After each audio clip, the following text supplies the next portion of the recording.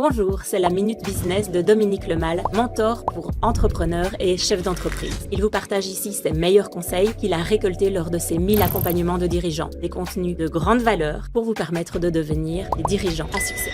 On parle aussi de croyances limitantes dans le business, dans l'entrepreneuriat. Est-ce que les dirigeants que tu as accompagnés lors de tes mentorings ont aussi des croyances limitantes et alors qu'ils sont pourtant dirigeants d'entreprise? Oui, oui, et ça m'a étonné d'ailleurs. Ils en ont moins que la plupart des gens, mais ils en ont. Ils Et ils éprouvent aussi ces croyances limitantes. C'est quelque chose qui m'a bien sûr étonné et donc je peux aider, oui, c'est ça, c'est la bonne nouvelle, c'est que je peux les aider. Et comment est-ce que tu les aides à détecter les croyances limitantes et surtout, à s'en débarrasser? Les croyances limitantes viennent d'une réalité, une histoire personnelle, d'une réalité qui est en fait une illusion. Parce que chaque réalité qu'une personne vit est une illusion, puisque vue de l'œil de quelqu'un d'autre, ce n'est plus la même réalité, c'est une autre illusion. Est-ce que tu as un petit exemple à nous donner?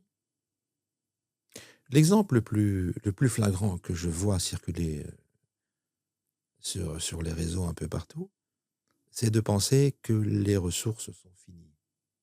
Donc qu'un être humain, aurait des ressources finies, que la planète aurait des ressources finies, que l'univers aurait des ressources finies. Tout ça me semble, pas correct. Je pense que les ressources sont infinies. Les ressources de l'être humain sont infinies et on ne les a pas encore explorées. Dans sa part dans sa part vibratoire et spirituelle, c'est infini. Dans sa propension à s'élever et à grandir, les ressources sont infinies. On ne s'arrête jamais. On ne s'arrête jamais de grandir et de pousser. La nature n'arrête jamais de pousser et grandir. Et bien sûr qu'il y a peut-être des ressources énergétiques qui seront finies, comme le pétrole. Je vois qu'on en découvre de plus en plus. Enfin, on découvre encore. Et le jour où il n'y a plus de pétrole, il y aura autre chose. Je crois sincèrement que la Terre et la planète a été conçue pour qu'elle nous offre des ressources infinies. À nous de les découvrir, à nous de découvrir les ressources infinies qu'il y a à l'intérieur de nous et les ressources infinies de la planète. Et c'est sans fin. Et comment on s'éloigne ou on se débarrasse alors de cette illusion, de cette croyance limitante? En changeant, en changeant l'illusion, donc en changeant la réalité.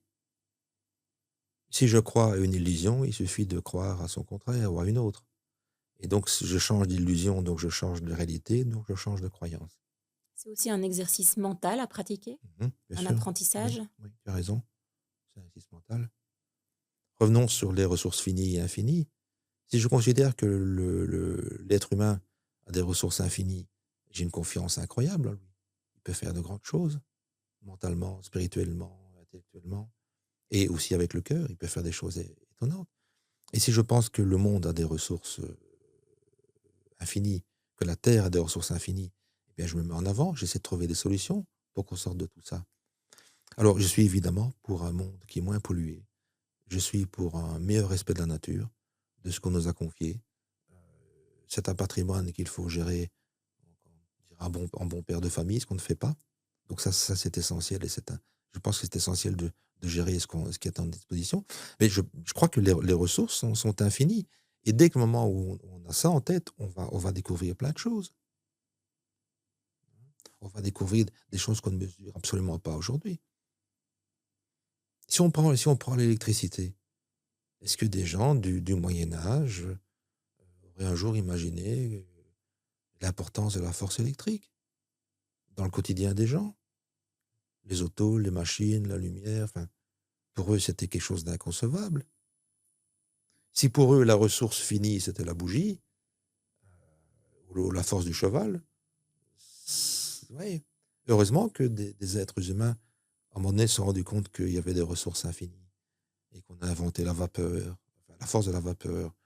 Et puis, on a trouvé du pétrole, et on a su quoi en faire. Et maintenant, il faut en sortir, bien sûr, mais pour aller vers d'autres ressources infinies. Et comment on fait pour, lutter contre, cette illusion? Comment on fait pour, mettre de côté ces croyances limitantes et pour justement arriver à une réalité où tout est possible? Ouais, c'est une question de discipline. c'est une question de discipline. Il faut le vouloir. Et puis, il faut le faire tous les jours. Il faut avoir cette idée mentale que ces choses-là sont possibles. Avec Faut- des affirmations? Oui, mais là, on retombe dans des trucs, je dirais, assez courants. Oui, pourquoi pas. Mais moi, je reviens simplement à une conviction qu'on a à avoir. C'est une conviction.